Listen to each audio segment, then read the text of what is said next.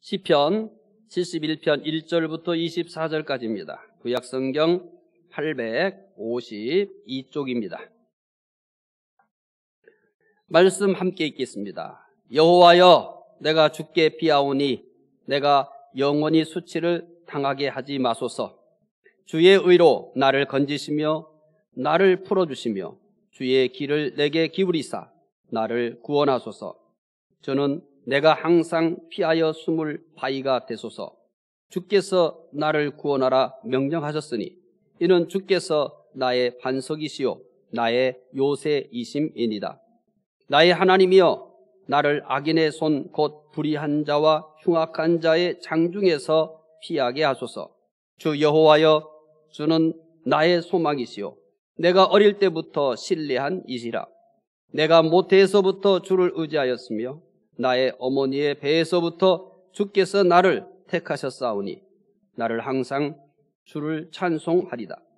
나는 무리에게 이상한 징조같이 되었사오나 주는 나의 견고한 피난처이시오니 주를 찬송함과 주께 영광 돌림이 종일토록 내 입에 가득하리다. 늙을 때 나를 버리지 마시며 내 심히 쇠약할 때에 나를 떠나지 마소서. 내 원수들이 내게 대하여 말하며 내 영혼을 엿보는 자들이 서로 꾀하여 이르기를 하나님이 그를 버리셨은즉 따라잡으라. 건질 자가 없다 하오니 하나님이여, 나를 멀리하지 마소서. 나의 하나님이여, 속히 나를 도우소서.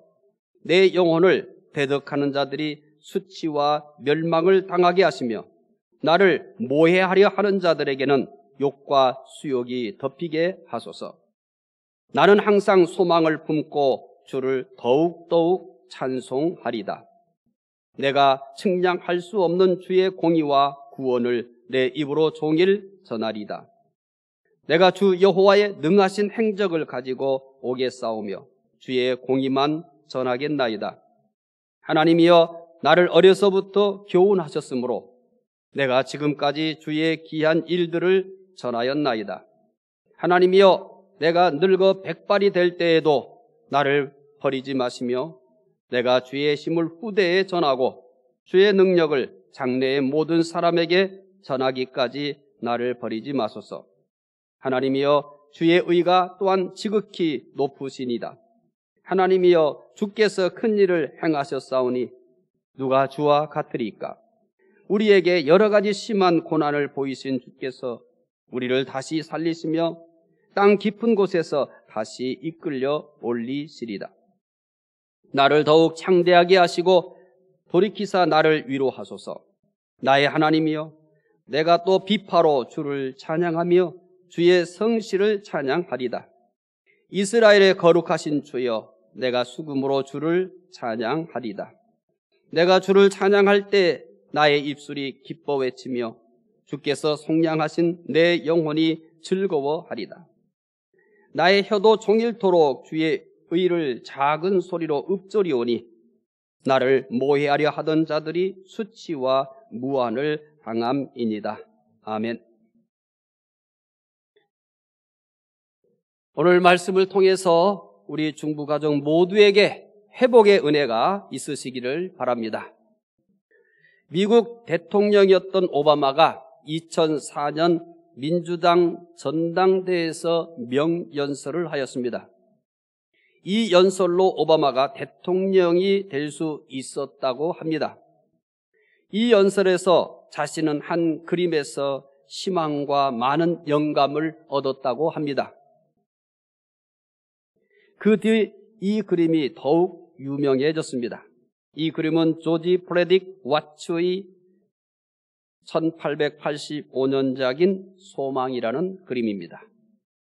영국 런던 K 미술관이 소장하고 있습니다. 그림을 좀 자세히 보시기 바랍니다. 한 소녀가 둥근 지구 위에 앉아 있습니다. 이 소녀가 앉아 있는 것은 바로 지구입니다. 눈을 보시기 바랍니다. 눈은 수건으로 싸매었습니다. 앞을 볼 수 없기 때문입니다. 소녀의 손에는 비파가 있습니다. 비파를 자세히 보시면 비파의 7개의 줄 가운데 6개가 없습니다. 오직 한 줄만 남았습니다. 앞을 볼 수 없고 비파는 한 줄밖에 없지만 소녀는 비파를 연주합니다. 소녀가 연주하는 비파의 한 줄이 바로 소망의 줄입니다. 그래서 이 그림의 제목이 소망입니다. 프레드릭 와츠가 그림을 통해 전하고 있는 소망이란 모든 것을 갖춘 상태가 아닙니다. 눈은 볼 수가 없고 비파는 한 줄만 있는 상태에서 가질 수 있는 것이 소망입니다. 소망만 가득 있다면 더 이상 소망은 필요 없습니다. 절망이 많으면 많을수록 더 소망이 필요한 겁니다.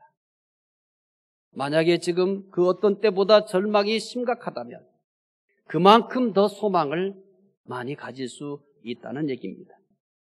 오늘 본문인 시편 71편을 그림으로 표현한다면 프레드릭 와츠의 소망이 가장 잘 어울릴 것입니다. 71편은 저자를 모릅니다. 그러나 71편의 저자는 프레드릭 와츠의 소망이라는 작품에서 눈을 볼 수 없고 비파는 한 줄만 있는 것과 같은 상황입니다. 시편 71편의 저자의 상황을 10절과 11절이 가장 잘 나타내주고 있습니다. 10절과 11절을 함께 읽으시면서 시편 71편 저자의 상황을 확인해 보겠습니다. 함께 읽겠습니다. 내 원수들이 내게 대하여 말하며 내 영혼을 엿보는 자들이 서로 꾀하여 이르기를 하나님이 그를 버리셨은즉 따라잡으라 건질 자가 없다 하오니. 시편 71편의 저자를 괴롭히는 사람들을 내 원수, 그리고 또 이렇게 표현합니다. 내 영혼을 엿보는 자로 표현합니다.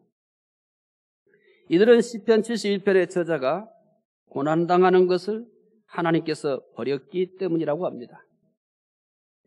시편 71편의 저자는 이 물리적 환경으로 인한 고통도 있지만, 그런데 더 큰 충격이 뭐냐면 저 사람 하나님께로부터 버림받았다.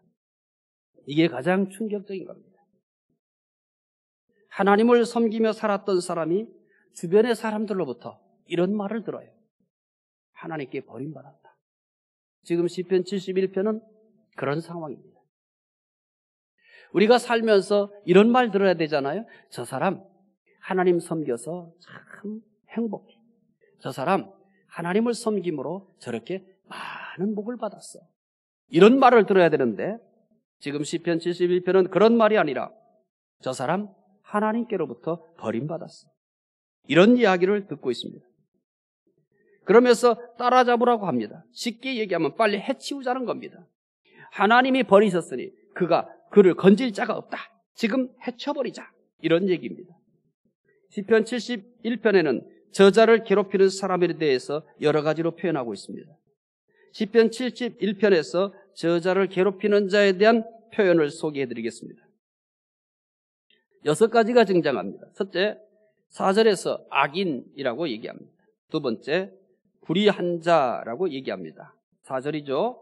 세 번째, 흉악한 자, 역시 4절입니다. 네 번째는 10절에서 원수라고 얘기합니다. 다섯 번째는 영혼을 엿보는 자라고 얘기합니다. 여섯 번째는 영혼을 대적하는 자라고 얘기합니다. 그런데 여기에서 악인, 불의한 자, 흉악한 자, 원수, 이런 것들만 해도 참 고통스럽습니다. 그리고 견디기가 어렵습니다. 그런데 시편 71편의 이 저자는 이런 외형적인 환경, 또 이런 사람들로부터만 고통을 당하는 게 아닙니다. 이렇게 얘기하죠. 10절과 13절에서 영혼을 엿보는 자, 영혼을 대적하는 자. 이런 표현을 써본 적 있으시나요? 저 사람이 내 영혼을 엿봐, 저 사람이 내 영혼을 대적해. 아마 거의 없을 겁니다. 그런데 시편 71편의 저자는 지금 바깥으로부터, 외부로부터, 물리적인 환경으로부터 또 이렇게 고통을 당하지만, 그런데 심지어 영혼을 엿본다고 얘기합니다. 영혼을 대적한다고 얘기합니다. 더 이상 어떻게 빠져나갈 그런 기회가 없습니다. 여기에 더 놀라운 사실이 기다리고 있습니다. 시편 71편의 저자는 노년기입니다. 악인들을 대적할 힘이 없습니다. 프레드릭 와츠의 소망이라는 작품에 눈은 볼 수 없고 비판은 한 줄만 있는 소녀와 같은 상황입니다. 주변에도 소망이 없습니다. 자신에게도 소망이 없습니다. 절망이 전부입니다. 더욱 충격적인 것은 하나님께로부터 버림받았다는 겁니다. 주변 사람들이 봤을 때 저 사람이 저렇게 평생에 하나님을 의지했는데 그 하나님이 계시다면 왜 저 사람이 지금 저런 상태가 되었어? 주변에 있는 사람들이 하나님을 믿는 사람인지 믿지 않는 사람인지 확인할 수는 없습니다. 그러나 추측하기는 하나님이 없는 사람들일 것입니다. 근데 그들이 볼 때 저 사람 하나님께로부터 버림받았다는 얘기입니다. 그 정도로 상태가 안 좋은 겁니다. 그 정도로 절망적입니다. 하나님을 알지 못하는 사람, 하나님을 인정하지 않는 사람이 봤더라도 저 사람 하나님께 버림받았어. 자기가 믿는 하나님께로부터 버림받았어. 이런 말을 들을 정도로 절망적이라는 얘기입니다. 끝이 보이지 않는 어두운 굴 속에 갇힌 것 같습니다. 우리도 살다 보면 언제든지 시편 71편의 저자와 같은 상황이 될 수 있습니다. 사업이 망했습니다. 항상 주변에 많던 친구들이 하나 둘 모두 떠나버렸습니다. 심지어 건강마저 잃었습니다. 주인이 버린 강아지같이 되어버렸습니다. 프레드릭 와츠의 소망이라는 작품에 볼 수 없는 눈과 한 줄만 있는 비파를 가지고 있는 소녀와 같습니다. 할 수 있는 것은 아무것도 아닙니다. 할 수 있는 것은 아무것도 없습니다. 그에게 있는 것은 절망이 전부입니다. 저는 요즘 믿는 자로 그리고 목사로 최선을 다하지만 결과는 벼랑 끝에 선 것과 같습니다. 코로나19가 좀 안정이 되나 싶으면 여지없이 교회와 관련된 확진자가 쏟아져 나옵니다. 목사와 교회를 향한 비난과 원망에 대답할 말이 없습니다. 이렇게 우리 사회가 어려울 때 목사와 교회는 위로와 소망을 줘야 하는데 반대로 걱정과 근심과 분노만 주고 있습니다. 운동선수의 실력은 어려운 경기 때 알아볼 수 있습니다. 마찬가지로 목사와 교회의 수준도 사회가 어려울 때 드러나는 것입니다. 지금까지 가려져 있던 목사와 교회의 수준이 코로나19의 어려운 상황에서 벌거벗은 듯이 다 드러나고 있습니다. 교회에 대해서 지긋지긋하다는 말이 비수가 되어서 마음 깊이 꽂혀버렸습니다. 우리 중북 가족에게도 얼굴을 둘 수 없을 정도로 정말 부끄럽습니다. 제 인생에 목사인 것이 요즘처럼 부끄럽게 느껴진 때는 없습니다. 이제 내가 무엇을 해야 하나라고 하는 절망감이 바위처럼 짓누르고 있습니다. 평상시에는 교회가 그럴듯했고 목사들이 그럴듯했는데 이제 코로나19라는 그런 상황 속에서 그들의 숨겨져 있던 수준이 적나라하게 드러나고 있는 겁니다. 교회의 수준이 코로나19로 인해서 적나라하게 드러나는 것입니다. 목사의 수준이 코로나19로 인해서 적나라하게 드러나는 것입니다. 중부 가족들도 모두 저보다 더 고통스러울 것입니다. 중부 가족들은 목사와 교회 때문에 겪고 있는 실망감만 있는 것은 아니기 때문입니다. 코로나19 상황에 아무것도 할 수 없는 현실의 절망이 더하고 있습니다. 조금만 참으면 되겠지 하며 하루하루를 견딘 것이 벌써 1년이 지나버렸습니다. 금년도 작년과 다름없이 1년을 또 그렇게 지내야 할 것만 같습니다. 할 수 있는 것이 아무것도 없을 때 어떻게 해야 합니까? 절망이 전부일 때 어떻게 해야 합니까? 시편 71편의 저자는 주변에 많은 원수들이 있고 그들로 인한 많은 고난이 당합니다. 심지어 하나님께로부터 버림받은 것 같습니다. 그래서 사람들이 하나님이 저를 버렸다라고 노골적으로 주변에 있는 사람들이 그렇게 얘기합니다. 그는 도대체 무엇을 해야 합니까? 이렇게 영적으로나 그리고 물리적으로나 이렇게 절망적인 상황에서 그가 할 수 있는 것이 도대체 무엇일까요? 시편 71편의 저자는 이런 상황에서 어떻게 할까요? 시편 71편 6절에서 그가 무엇을 하는지 어떻게 하는지를 보여줍니다. 시편 71편 6절을 읽어보겠습니다. 내가 모태에서부터 주를 의지하였으며 나의 어머니의 배에서부터 주께서 나를 택하셨사오니 나는 항상 주를 찬송하리. 시편 71편의 저자는 어머니의 태에서부터 하나님을 의지했다고 합니다. 어려서부터 하나님을 의지했다는 것입니다. 그는 의지해야 될 대상을 생각할 때 전혀 고민하지 않았습니다. 오직 하나님만 의지했습니다. 그렇게 세월이 갔습니다. 그도 어느덧 나이가 들어 노년이 되었습니다. 노년이 되어서 상상하지도 못했던 고난을 만났습니다. 그냥 고난이 아닙니다. 하나님이 저 사람을 버렸다는 이야기를 들을 정도로 그렇게 지독한 고난입니다. 많은 원수들이 그를 괴롭힙니다. 심지어 하나님으로부터 버림받았다는 얘기까지 듣습니다. 자기 힘으로 할 수 있는 것은 아무것도 없는 절망입니다. 이렇게 되면 어려서부터 노년이 되기까지 하나님을 의지했던 것이 무용지물이 아닐까요? 평생을 하나님만 의지했으면서도 아무것도 할 수 없는 절망적인 고난을 절대 만나지 말아야 하는 거 아닙니까? 이 사람은 태에서부터 하나님이 택하셨다고 합니다. 어려서부터 노년에 이르기까지 하나님만 의지했다고 합니다. 그러면 절망적인 고난은 절대 만나지 말아야 되지 않습니까? 다른 사람들이 부러워할 만큼 성공하지는 못했어도, 다른 사람들이 저 사람은 하나님 때문에 성공했어, 하나님 때문에 복받았어, 이런 말은 듣지 못할지라도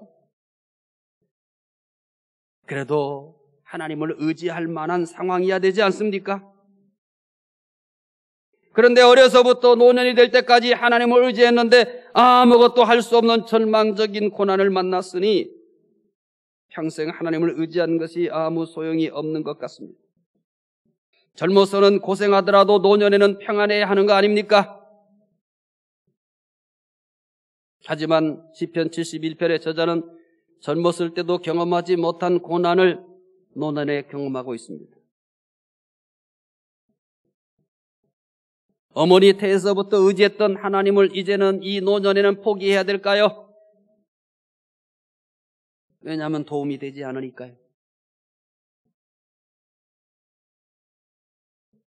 물리적인 환경으로부터도 고난을 당합니다. 심지어 하나님께로부터 버림받았다고 얘기합니다. 그러면 더 이상 하나님을 붙들어야 될 의미가 없지 않습니까? 하나님을 붙들어야 될 힘이 없지 않습니까? 이제는 하나님을 포기해야 될 것만 같습니다. 늦었지만 이제라도 세상을 붙들어야 되는 거 아닐까요? 늦었지만 이제라도 사람을 붙들어야 되는 거 아닐까요? 그래야 지금 바로 효과가 있는 거 아니겠습니까? 늦었지만 지금이라도 자신을 괴롭히는 사람들에게 무릎을 꿇고 내가 잘못했다, 나를 용서해달라고 그렇게 해야만 살 수 있는 것은 아닐까요? 이것은 시편 71편의 저자만 만난 것이 아닙니다. 평생 교회밖에 몰랐습니다. 목사님이 설교하면 그걸 하나님의 말씀이라고 생각하고 순종하며 살았습니다. 그러나 이 코로나19 어려운 때에 이게 아니야 라고 하는 것을 뼈저리게 느끼게 해줍니다. 이 어려운 때 목사와 교회가 모범이 되고 위로와 소망이 돼야 될 텐데 걱정거리가 됩니다. 안 믿는 사람보다도 못한 처신을 하고 있습니다. 그래서 끊임없이 확신자가 나옵니다. 또 그 가운데는 거짓말까지 합니다. 속이기까지 합니다. 내가 교회 괜히 다닌 거 아니야? 내가 저 목사의 설교를 괜히 들은 거 아니야? 사기꾼 같습니다. 이중인격자 같습니다. 더 이상 저 목사의 설교를 듣고 싶지 않습니다. 귀에 들어오지가 않습니다. 더 이상 교회 나가고 싶지 않습니다. 내가 괜히 허송세월만 보낸 것 같습니다. 지금까지 교회 다닌 것이 억울해 보입니다. 지금까지 저렇게 사기꾼 같고 이중인격자 같은 목사의 설교를 들으면서 살았던 것이 분하기까지 합니다. 이제 더 이상 교회를 나가지 말아야 될 것 같습니다. 이제는 더 이상 목사의 설교를 듣지 말아야 될 것 같습니다. 시편 71편의 저자도 지금 그런 상황입니다. 이 시간에 하나님을 포기하는 것이 제일 나을 것만 같습니다. 지금이라도 하나님을 포기하고 세상을 붙드는 것이 그나마 나머지 인생을 더 잘 수 있을 것만 같습니다. 여러분 어떻게 하시렵니까? 이제 교회를 가는 것을 중단해야 될 것 같습니까? 이제는 더 이상 목사의 설교를 듣지 말아야 될 것 같습니까? 이제 어떻게 해야 됩니까? 시편 71편의 저자는 어떻게 할까요? 하나님을 붙들던 손을 놓아서 세상을 붙들게 될까요? 더 이상 하나님을 바라보지 않고 이제 사람을 바라보고 세상을 바라보는 걸까요? 71편 9절에서 그의 모습을 볼 수 있습니다. 시편 71편 9절입니다. 함께 읽겠습니다. 늙을 때 나를 버리지 마시며 내 심이 쇠약할 때 나를 떠나지 마소서. 이게 웬일입니까? 이 정도 돼서 하나님을 포기할 만도 하지 않습니까? 이제 더 이상 하나님을 의지하지 않을 만도 하지 않습니까? 이쯤 됐으면 이제 세상 한번 의지해야 되는 거 아니에요? 어머니 태에서부터 선택받았다고 했는데, 어려서부터 하나님만 의지하며 살았는데 지금 얻은 결과가 뭡니까? 사람들로부터 고통을 당하는 겁니다. 사람들이 저거 하나님께로부터 버림받았다고 합니다. 이 정도 되면 하나님 그만 포기해야 되는 거 아닙니까? 이제 이 정도 되면 다른 방법으로 살아야 되는 거 아닙니까? 이 정도 되면 이제 세상 붙들어야 되는 거 아닙니까? 이 정도 되면 이제 사람 붙들어야 되는 거 아닙니까? 그런데 시편 71편의 기자는 우리의 기대와는 딴 행동을 합니다. 늙을 때 나를 버리지 마시며 그는 변함없이 하나님을 붙듭니다. 바보같이 말입니다. 아직도 상황 분석을 못하는 것처럼 말입니다. 아직도 판단을 제대로 못하는 사람처럼 여전히 하나님을 붙듭니다. 늙을 때 나를 버리지 마시며 내 심이 쇠약할 때 나를 떠나지 말라고 합니다. 18절에서도 우리는 다시 그의 고백을 볼 수 있습니다. 시편 71편 18절입니다. 읽어보겠습니다. 하나님이여 내가 늙어 백발이 될 때에도 나를 버리지 마시며 내가 주의 심을 후대에 전하고 주의 능력을 장래의 모든 사람에게 전하기까지 나를 버리지 마소서. 시편 72편의 저자는 노년이 되어 죽을 때까지 하나님만 의지합니다. 그가 어렸을 때부터 노년에 이르기까지 많은 고난을 만났습니다. 사람들로부터 하나님께 버림받았다는 말까지 듣습니다. 그런데 그는 어떤 고난을 만나든지 사람들로부터 어떤 조롱과 모욕과 비웃음을 당하든지 하나님을 의지하는 것을 포기하지 않습니다. 그는 자기의 호흡처럼 하나님을 의지합니다. 아파도 호흡하죠. 힘들어도 호흡하죠. 괴로워도 호흡은 하죠. 시편 72편의 저자는 하나님이 호흡 같았습니다. 괴로워도 호흡을 하고 힘들어도 호흡을 하고 우리는 그렇게 호흡합니다. 내 몸이 지옥과 같이 나에게 고통을 준다 할지라도 우리는 여전히 호흡합니다. 시편 71편의 저자에게 있어서 하나님은 그렇게 호흡과 같은 존재입니다. 사람들로부터 이렇게 고난과 비웃음과 조롱을 당하고 심지어 하나님께로부터 버림받았다는 치욕스러운 이야기, 모욕적인 이야기를 들음에도 불구하고 하나님을 의지합니다. 하나님 날 버리지 마세요. 하나님 날 버리지 마세요. 그는 호흡처럼 하나님을 의지했습니다. 하나님을 의지하는 것이 생명이었습니다. 하나님을 의지하는 것이 삶의 방법이었습니다. 하나님을 의지하는 것이 최고였습니다. 하나님은 그에게 생명이었습니다. 하나님은 그가 살아가는 유일한 방법이었습니다. 하나님은 그에게 있어서 최고였습니다. 그래서 이렇게 사람들로부터 모욕을 당하고 고난을 당하고 심지어 하나님께로부터 버림받았다고 하는 말을 듣는데도 불구하고 그 하나님을 포기하지 않습니다. 하나님은 그의 생명이었기 때문입니다. 하나님은 그가 살아가는 방법이었기 때문입니다. 하나님은 그에게 최고였기 때문입니다. 사랑하는 중부가족 여러분, 목사와 교회가 실망을 주고 일이 실망을 주고 내 몸이 실망을 주는 극한 절망 가운데 있죠. 어쩌면 잘 됐다고 생각하고 있는지도 모릅니다. 왜냐하면 교회 갈 수 없으니까. 그래서 이렇게 생각하는지도 몰라요. 야, 이게 나의 복인지도 모른다. 저런 교회, 저런 목사의 설교를 듣지 않는 것도 어쩌면 나에게 복인지도 모른다. 이렇게 생각하실는지도 모릅니다. 여러분이 얼마나 힘들어하는지 압니다. 목사인 저도 이렇게 좌절을 하고 이렇게 모욕감을 느끼고 이렇게 절망을 하는데 여러분들은 얼마나 더 실망하겠습니까? 여러분의 마음의 상처가 얼마나 더 깊겠습니까? 교회를 향하여 등을 돌리고 더 이상 설교라는 것은 듣고 싶지 않은 혐오의 대상이 되어 있는지도 모릅니다. 충분히 이해합니다. 충분히 이해합니다. 하지만 어떤 절망 속에서도 우리가 할 수 있는 것 한 가지가 있습니다. 시편 71편의 저자처럼 여전히 하나님을 의지하는 겁니다. 저는 절망적인 상황으로 치닫고 있는 요즘 모든 힘이 몸에서 빠져나가 공황 상태입니다. 여러분도 그와 같음을 느끼지만 목사인 저는 더욱 부끄럽게 느낍니다. 어디론가 숨고 싶고 어디론가 도망가고 싶습니다. 길을 가다 누군가가 목사로 부르는 것이 제일 창피합니다. 제가 어렸을 때 목사 되려고 하지 않았던 것은 목사가 이 시대의 혐오 대상이 될까 두려웠기 때문입니다. 저는 역사를 기억하고 있거든요. 중세의 역사를 기억하고 있거든요. 성직자들이 어떻게 했는지 저는 알고 있습니다. 그래서 그런 시대가 다시 도래할 것이 염려되어 그래서 제일 목사가 되기 싫었습니다. 우리 아이들이 우리 아버지가 목사인 것이 창피하고 또 제 손녀들이 할아버지가 목사였던 것이 창피한 그런 가족이 되지 않게 하기 위해서였습니다. 그러나 이렇게 목사가 되었으니 어떻게 합니까? 저는 지금 한 가지밖에 할 수 있는 것이 없습니다. 하나님만 의지합니다. 눈을 뜨면 제일 먼저 하나님을 부릅니다. 공황 상태가 파도처럼 몰려오면 주님 어떻게 해야 됩니까? 한국교회를 불쌍히 여겨주세요. 한국교회 목사들을 좀 불쌍히 여겨주세요. 이 기회의 교회를 깨끗하게 정화시켜 주십시오.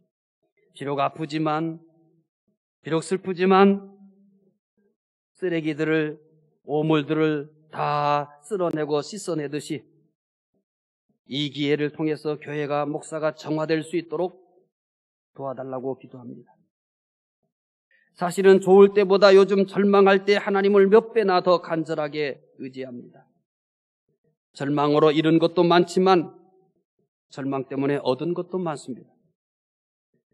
절망 때에 가장 잘하는 것은 하나님을 간절하게 의지하는 것입니다.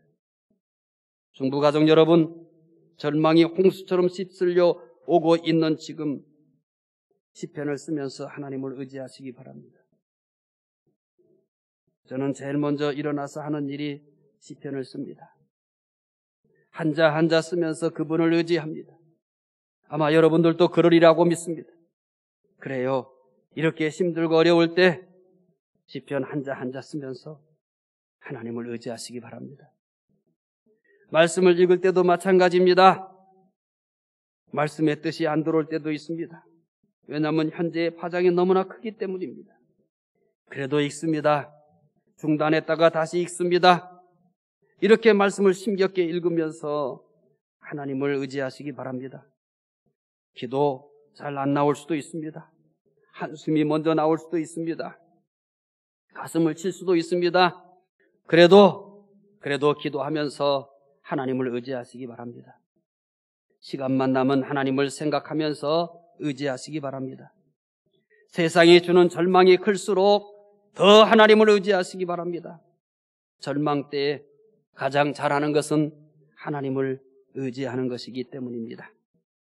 우리는 시간이 갈수록 시편 71편의 저자에 대한 궁금증이 커가집니다. 브래드릭 와츠의 소망이라는 작품에 볼 수 없는 눈과 한 줄만 있는 비파를 가지고 있는 소녀와 같은 시편 71편의 저자입니다. 할 수 있는 것은 아무것도 없습니다. 절망이 전부입니다. 그런데 어머니 태에서부터 하나님을 의지했습니다. 사람들이 하나님께로부터 버림받았다는 말까지 듣습니다. 그런데도 그는 노년에도 변함없이 하나님을 의지합니다. 그는 왜 이렇게 하나님을 의지할까요? 그는 왜 이 절망적인 상황에서도 하나님을 의지할까요? 지금까지 살아온 것이 억울한 것 같고, 지금까지 하나님만 의지하면서 살았던 것이 속은 것 같고, 헛산 것 같은 이때에도 그는 흔들림 없이 왜 하나님을 의지할까요? 왜 바보처럼 이렇게 하나님을 의지할까요? 이쯤 됐으면 버려도 될 텐데, 이쯤 되면 다른 것을 선택해도 된대. 그런데 왜 변함없이 그분을 의지할까요? 71편 5절에서 우리는 그 답을 만나게 될 겁니다. 함께 읽어보겠습니다. 주 여호와여, 주는 나의 소망이시요 내가 어릴 때부터 신뢰한 이시라.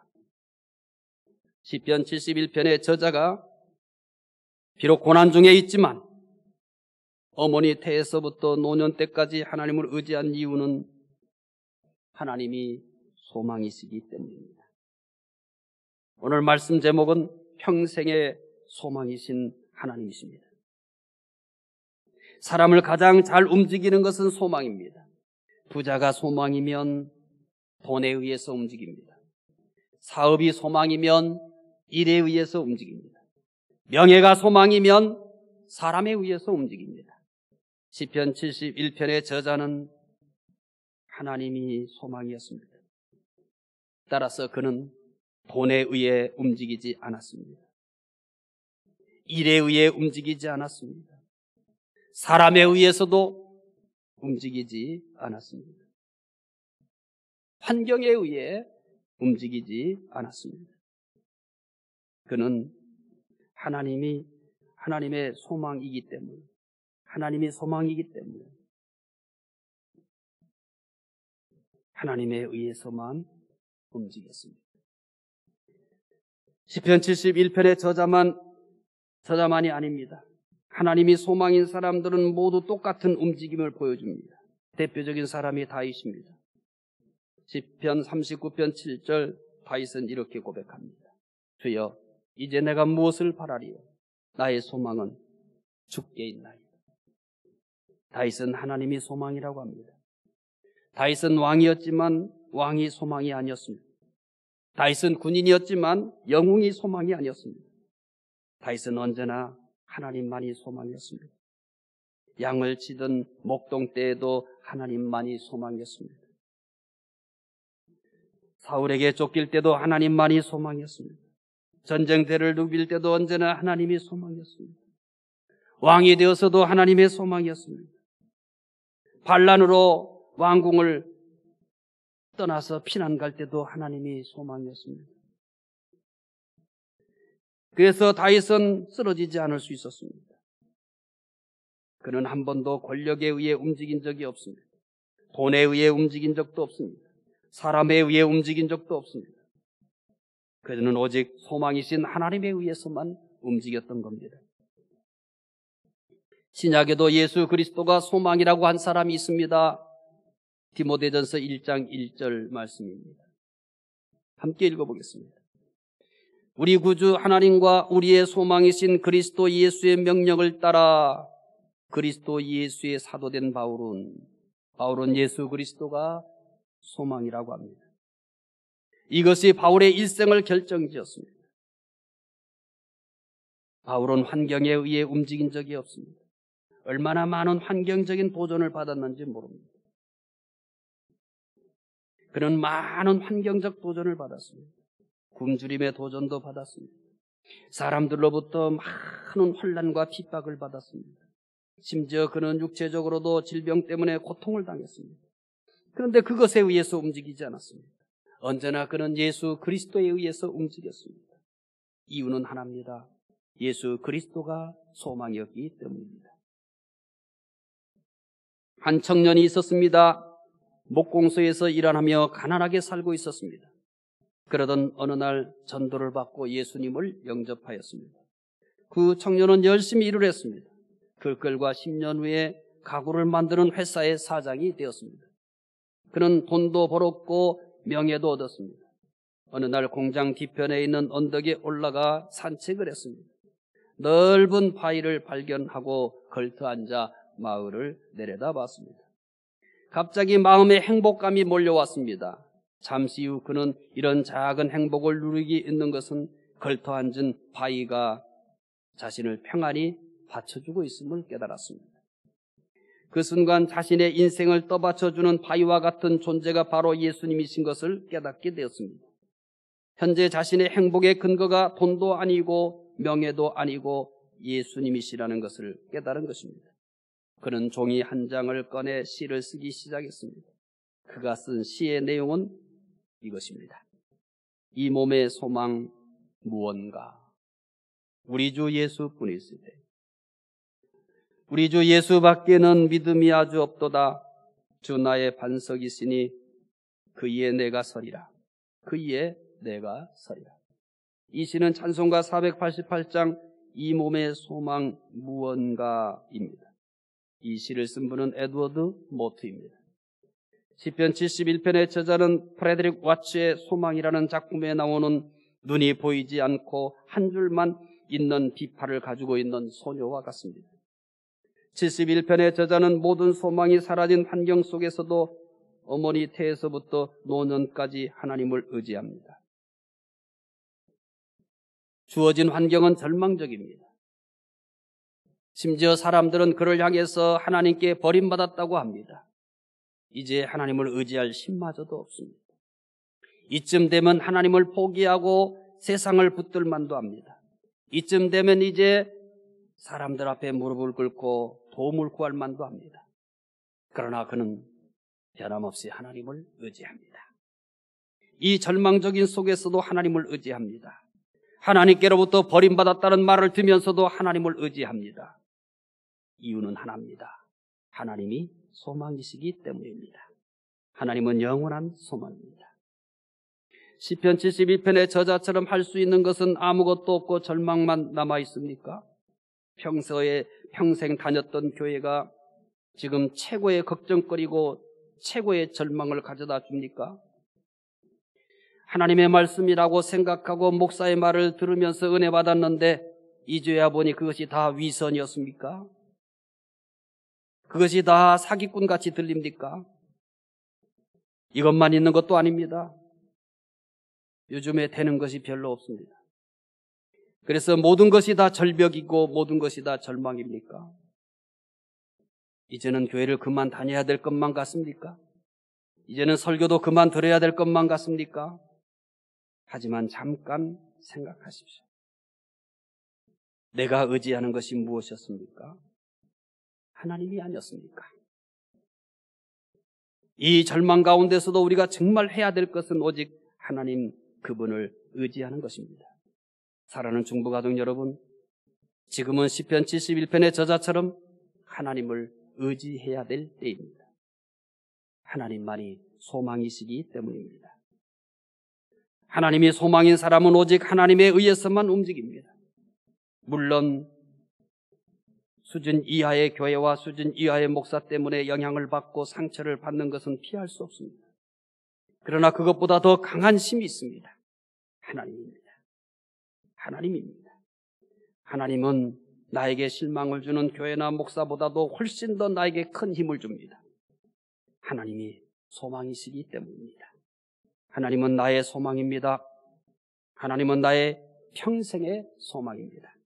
금주는 나의 평생의 소망이신 하나님만 의지하면서 지금 직면한 모든 고난과 절망을 이기며 사시기를 바랍니다. 기도하겠습니다. 하나님, 시편 71편은 이 저자는 물리적인 환경도 절망적입니다. 영적인 환경도 절망적입니다.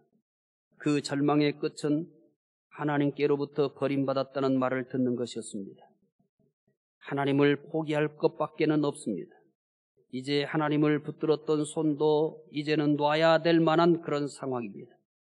하지만 그는 더 하나님을 의지합니다.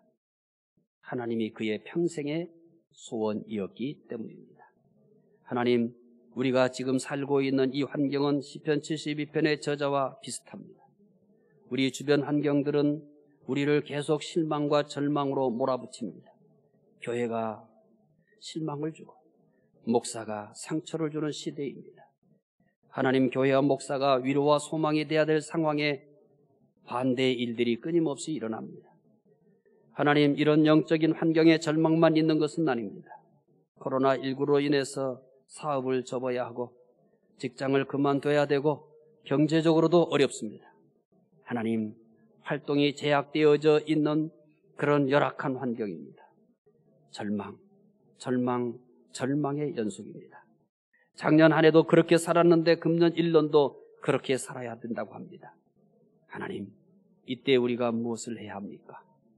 시편 71편을 통해서 이때를 위하여 우리에게 준비해 주신 말씀인 줄 믿습니다. 시편 71편의 저자처럼 하나님을 의지하게 해 주시옵소서. 하나님이 영원한 소망이시기 때문입니다. 금주 한 주는 우리 중부 가족들이 평생의 소망이신 하나님을 의지하며 이 어렵고 답답한 환경을 이기며 살게 해 주시옵소서. 감사하며 예수님 이름으로 기도드리옵나이다. 아멘.